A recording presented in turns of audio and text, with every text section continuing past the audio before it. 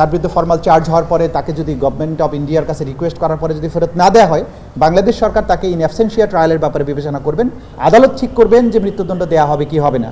আমাদেরকে অ্যাডভাইস করছেন যে অতীতে যে ভুলগুলো হয়েছে সেগুলো যাতে আর কখনো না হয়, সাপোর্ট করার জন্য, অ্যাডভাইস করার জন্যে, এবং আমাদের এই বিচার প্রক্রিয়া যাতে করে আন্তর্জাতিক একটা স্ট্যান্ডার্ড অনুযায়ী হয়, এইখানে যাতে কেউ কোনো প্রশ্ন তোলার সুযোগ না পান, সেই কারণে আমরা এখানে চিফ প্রসিকিউটরকে অ্যাডভাইস করার জন্য একজন ফরেন কনসালটেন্ট আমরা অ্যাপয়েন্ট করেছি চুক্তির মাধ্যমে, যিনি আমাদেরকে আন্তর্জাতিক স্ট্যান্ডার্ড অনুযায়ী এই বিচার প্রক্রিয়া চালিয়ে নেওয়ার ব্যাপারে, প্রসিকিউট করার ব্যাপারে যিনি আমাদেরকে সাহায্য করবেন।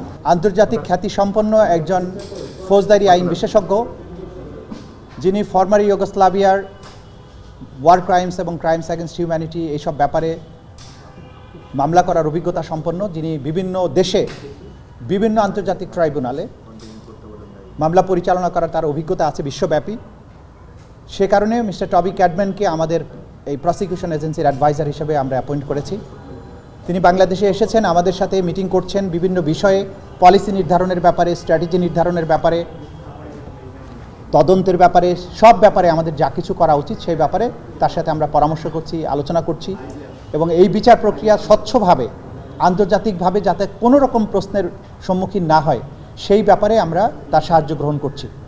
একইভাবে আপনারা জানেন যে আমাদের আইনে আমরা সেটাও করেছি যে ডিফেন্সের পক্ষ থেকেও তারা যদি এই ধরনের কনসালটেন্ট নিয়োগ করতে চান, তাদের পক্ষে অ্যাডভাইস গ্রহণ করার জন্য সেটাও তারা করতে পারবেন, কিন্তু তারা কোর্ট রুমে লয়ার হিসাবে সরাসরি করতে হলে বার কাউন্সিলের পারমিশন ছাড়া করতে পারবেন না।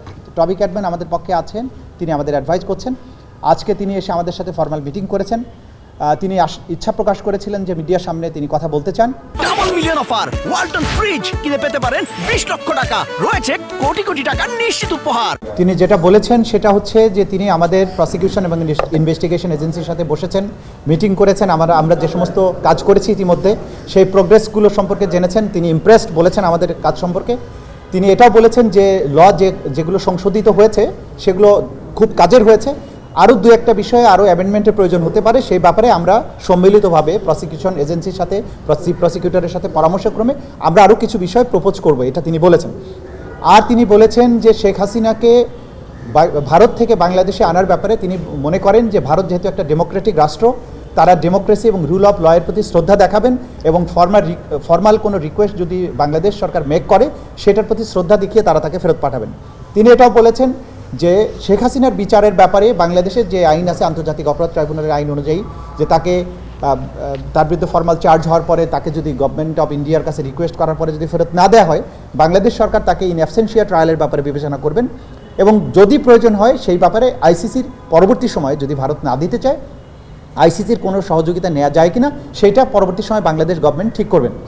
তিনি এটা বলেছেন যে মৃত্যুদণ্ড থাকলে যে সমস্ত রাষ্ট্র এক্সট্রাডাইট করতে চান না, সেই সমস্ত রাষ্ট্রের ব্যাপারে বলেছেন যে তারা, বাংলাদেশের বাস্তবতাটা আলাদা, বাংলাদেশের বাস্তবতায় এইখানে এই মামলার ব্যাপারে যে মৃত্যুদণ্ডের বিধান আছে এটার ব্যাপারে ডিসিশন নেওয়ার ক্ষমতা হচ্ছে আদালতের।